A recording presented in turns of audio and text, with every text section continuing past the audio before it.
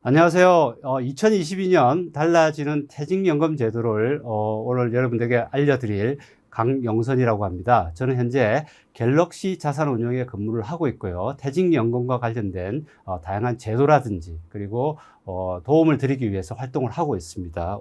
오늘 설명드릴 내용을 살펴보면요. 우선 첫 번째로 퇴직연금 가입자들이 굉장히 지금 점점 확대는 되고 있는데 큰 회사들은 많이 가입을 했지만요. 중소기업들 같은 경우에는 여러 가지 여건에 따라서 좀 가입률이 저조합니다. 그래서 중소기업 퇴직연금 기금 제도가 도입될 거고요. 그걸 설명드릴 거고, 그 다음에 퇴직연금 가입자들이 수익률이 조금 이슈가 있습니다. 그래서 이 수익률을 좀 높이기 위해서 사전 운용 지중 제도라는 것을 도입하게 되는데 그게 어떤 건지 좀 살펴보도록 하겠습니다. 기타 소소한 내용도 같이 한번 알아보도록 하겠습니다. 우선 중소기업 퇴직연금 기금 제도인데요. 우리나라 퇴직연금은 2005년도에 도입이 되었습니다. 2005년 12월에 도입되어서 계속 발전을 해왔었는데 주로 대기업들은 빨리빨리 도입을 했었죠. 근데 중소기업들은 여러 가지 여건상 도입을 하는 데 있어서 그리고 제도를 운영하는 데 힘이 들었습니다. 그래서 작년에 법이 바뀌면서 이 중소기업들이 쉽게 퇴직연금 제도를 도입해서 근로자들의 수급금 보호와 노후 생활을 위한 어떤 각종 장치를 마련하게 되는데요. 그게 굉장히 획기적인 일이라고 볼 수 있습니다. 그래서 이 관련된 내용을 좀 살펴보면요. 우선 가입되는 대상이 어떤 대상이냐면 다 되는 게 아니고요.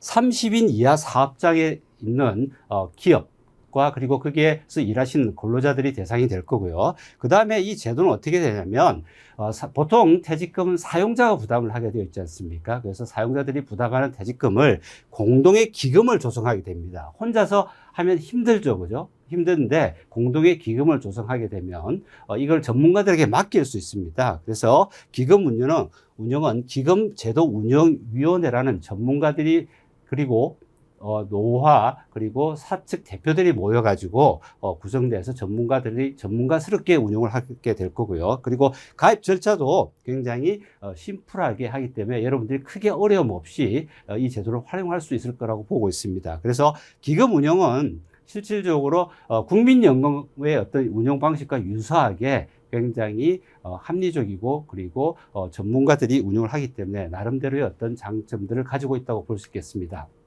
그래서 이 제도를 도입하는 데 있어서 그냥 하게는 할 수 없지 않습니까? 그래서 중소기업의 어떤 가입 유도를 하기 위해서 특정한 예산 범위 내에서 한시적으로 재정을 지원하게 됩니다. 그래서 지원 기간은 3년이 되고요. 3년 동안 할 거고, 그 다음에 대상은 누구를 하냐면 다 하는 건 아니고요. 아무래도 저소득 근로자들에게 좀 중심이 맞춰져 있습니다. 그래서 2022년도는 230만 원 미만 근로자들을 대상으로 할 거고요. 그리고 지원액은 사용자가 지금 근로자의 연봉의 12분의 1을 부담을 해야 되는데요. 그중에 10% 정도는 정부의 예산으로 지원을 할 겁니다. 그리고 사실 이 퇴직연금 제도를 운영하기 위해서 금융기관이나 어떤 그 자산 또는 운용하는 관리 기관이 필요하게 되는데 그때 알게 모르게 수수료가 발생하지 않습니까? 근데 그 수수료를 최저 수준의 수수료를 적용해서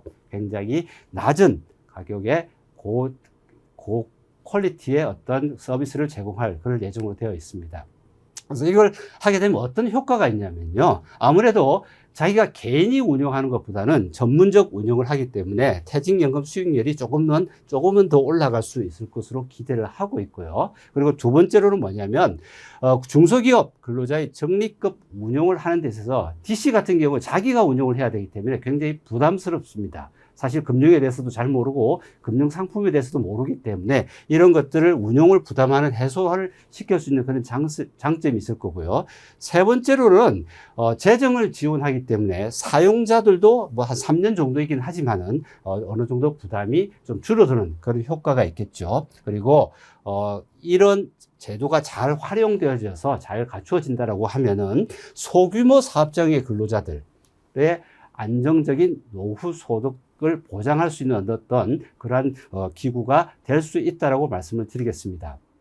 그래서 전체적인 어떤 그림을 보시게 되면 기금 운용 체계는 이 기금은 근로복지공단에서 사업을 맡아서 진행을 할 겁니다. 그래서 사용자가 이제 기업이 되겠죠. 기업하고 노동자들이 근로자 어떤 서로 합의를 해야 되고요. 그 합의를 할 과정에서 어떤 규약이라든지 이런 것들을 변경하게 되는데, 그러면 그 돈을 가지고 근로복지공단에게 맡기면은 근로복지공단이 알아서 제도 운영과 기금 운영을 해주게 됩니다. 그래서 결과치를 가지고 이 가입 노동자들이 나중에 근로자들이 퇴직을 했을 때 퇴직 연금 형태, IRP 형태를 이렇게 받을 수 있게끔 그렇게 구성되어져 있기 때문에 중소기업 퇴직연금 기금 제도는 아무래도 굉장히 그 규모가 작은 사업장의 근로자들의 어떤 퇴직금이 수급권이 확보되는 그러한 역할들을 할 수 있을 것으로 기대를 하고 있습니다. 그래서 실질적으로 제도 운영은 어떻게 될 거냐면은 기여금은 사용자가 내는 것이죠. 우리나라 건대법에 따르면은 12분의 1 이상을 기여를 하게 되어 있습니다. 그건 그대로 하고 있는 거고요. 그리고 기금제도 운영위원회를 구성을 하고 이미 이 구성은 마쳤습니다. 그래서 공단이 전문적으로 운영을 할 것이고 성과는 결국은 운영 성과는 가입자에게 기속되게 되어 있습니다. 그리고 확정 기여형 퇴직연금 제도와 달리 근로자는 다른 DC 제도와 달리 굳이 특별히 하실 일이 없습니다. 그냥 그대로 맡겨만 두시면은 근로복지공단에서 알아서 운영을 할 거고요. 그래서 기금화했기 때문에 사실 기금화하는 장점은 뭐가 있습니까? 개별적인 사업장이 할 때보다는 규모가 점점 더 커지기 때문에 규모의 경제를 달성할 수 있게 되고, 그리고 여러 가지 어떤 수수료라든지 자산을 운용하는 데 있어서의 어떤 이런 어떤 메리트들이 상당히 있습니다. 그런 것들을 활용할 수 있는 장점이 있을 거고요. 그리고 실질적으로 이 제도를 도입하는 데 있어서 표준 계약서라든지 비대면 업무 절차를 도입을 통해서 절차는 굉장히 간소화될 것으로 이렇게 예측을 하고 있습니다.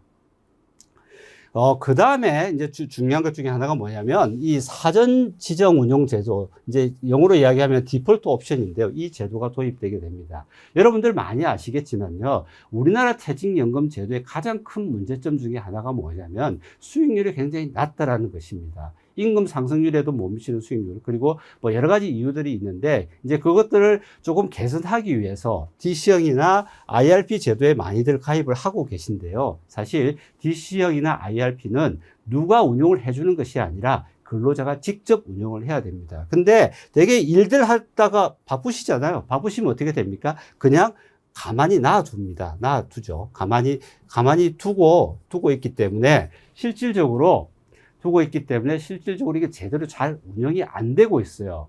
그러다 보니까 어떻게 하냐면 안전한 원리금 보장형 상품 위주로 운용을 많이 하게 됩니다. 그런데 지난 몇 년간 어땠습니까?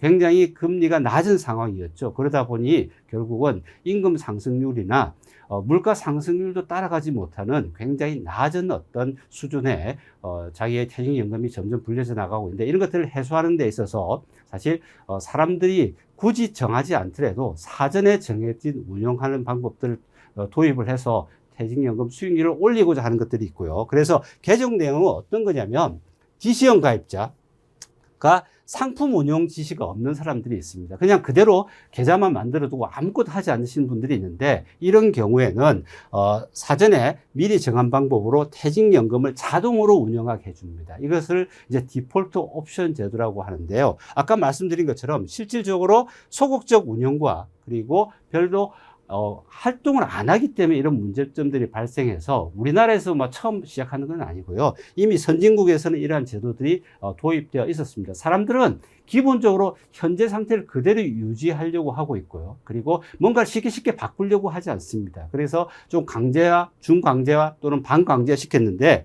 미국 같은 경우는 2006년도에 도입을 했고 영국은 2008년도에 도입을 했습니다. 그리고 호주도 2013년에 도입을 했고, 우리나라의 경우에도 사실 이 도입에 대한 논의는 굉장히 오랜 기간 되고 있었지만은 결국은 2022년도에 와서 이제 시행을 하게 됐고요. 그래서 사용자들 같은 경우에는 어떤 의무를 가지고 있냐면 퇴직연금 사업자, 이제 금융기관이 되겠죠. 퇴직연금 사업자가 제시한 디폴트 옵션 제도를 사업 또는 사업장 단위로 노사 합의를 통해서 결국은 이제 DC 규약을 변경해야 되는 건데, 이게 크게 어렵지는 않습니다. 그래서 이런 것을 통해서 도입을 하게 되고요. 그래서 2022년 7월 11일 이전 도입했던 사업장들 같은 경우는 어떻게 해야 되냐면 내년 7월 11일까지 규약을 변경해야 됩니다. 그리고 2022년 7월 12일 이후 이제 새로 생길 이제 제도를 도입할 기업들이 있겠죠. 그런 기업들은 바로 규약에 반영해서 이 디폴트 옵션 제도를 시행하게끔 그렇게 제도가 마련되어 있습니다. 그래서 가입자들은 어떻게 해야 되냐면은 가입자들은 이제 우리가 보통 근로자들이죠. 가입자들은 DC 가입자들은 퇴직연금 사업자로부터 디폴트 옵션 관련 정보를 제공받아야 되겠죠. 자기가 모르니까 어떤 디폴트 옵션 상품이 있다는 것을 제공받고 그 중에서 뭐 여러 개가 아마 나올 겁니다. 자기가 근무하는 회사 사업장에서 정한 특히 뭐 K은행이다, A은행이다 이러면은 여러 개의 어떤 디폴트 옵션 상품이 나올 텐데 그 중에 하나를 사전적으로 지정을 하게 됩니다. 그래서 기존 가입자가 만기 후 4주간 운용 지시를 하지 않는다든지 금융기관 통지 수령 후 2주 경과를 하게 되면은 별도의 자기가 액션을 취하지 않게 되면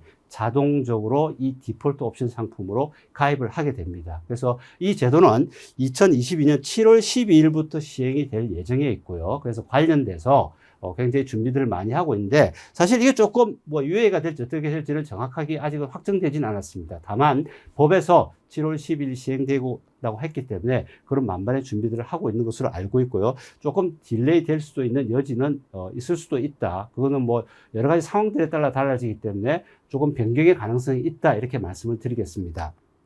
그러면 어떤 내용들이냐면 근로자가 실질적으로 자기가 어떤 자산을 운용을 할 때 본인이 선택을 해야 됩니다. 근데 선택을 안 하고 원리금 보장형 상품을 그대로 놔둔다든지 이런 경우가 있게 되는데 그러면은 이렇게 선정한 운용 방법에 대해서 그냥 그대로 놔두면 문제가 있기 때문에 이제 실질적으로 운용 방법을 스스로 선택하지 않은 사람들은 이 디폴트 옵션 제도로 자동으로 들어가게 되어 있습니다. 그래서 뭐 이 소위 말해서 자기가 디폴트 옵션 제도를 선택했다라는 그 사인은 반드시 해야 될 거고요. 그리고 다른 것들을 하고 있다가 일부는 운용을 하고 계시는 분들도 있지 않습니까? 그런 분들은 이 디폴트 옵션 제도로 운용하고 싶을 때는 본인이 금융회사에 연락을 해서 이걸 내가 이렇게 하고 싶다라고 하면은 그때부터 디폴트 옵션 제도가 발동이 돼서 자연스럽게 자기가 따로 운용을 하지 않더라도 포트폴리오를 구성하게 되는 그렇게 시행이 될 예정이 있고요. 그렇게 운영 방법을 변경하고 싶을 때 이야기하는 것을 우리가 옵트인이라고 하는데 이게 시행이 됩니다. 그리고 퇴직연금 사업자는 사실은 아무나 이거 그냥 넣을 수 있는 게 아니고요. 법에서 지정된 금융 상품을 가지고 구성을 해야 됩니다. 그래서 이 금융 상품을 가지고 디폴트 옵션 제도를 마련하게 되는데 어떻게 해야 되겠습니까? 아무래도 원리금 보장 상품이 아닌 실적 배당형 상품이고 어떻겠어요? 손실에 대한 어떤 가능성이 발생할 수 있지 않습니까? 장이 안 좋다, 금융시장이 좀 안 좋다고 할 때는 주가가 하락하고 채권 가격이 이렇게 뭐 변동을 하게 되는데요. 이제 그렇기 때문에 일단 손실 가능성을 최대한 낮춰야 되겠죠. 그리고 예상 수익이 중장기적으로 합리적인 균형을 이루도록 만들어야 되는데 사실 이거 쉽지는 않습니다. 대개 우리가 합리적인 수익이라고 한다고 하면은 물가 상승률이나 또는 그 금리 이상의 수익을 얻을 수 있어야 되겠죠. 그래서 그런 부분들을 만들어 가기 때문에 굉장히 안정적인 상품 위주로 포트폴리오를 구성할 수 있도록 그렇게 하고 있습니다. 그래서 어떤 상품들이 들어가냐면 혹시 TDF라고 들어보셨는지 모르겠는데 이 TDF라고 해서 자기의 퇴직 연령에 맞게끔 자동적으로 위험자산과 비위험자산을 조정하는 상품들이 있습니다. 그런 TDF 상품에 투자를 하거나 그 다음에 주식에 100% 투자하는 것은 굉장히 위험하겠죠. 그래서 혼합형이라고 하는 것은 뭐냐면 주식과 채권의 일정 비율을 나누어서 투자를 하게 하는 것입니다. 그런 것들을 하게 해서 실질적으로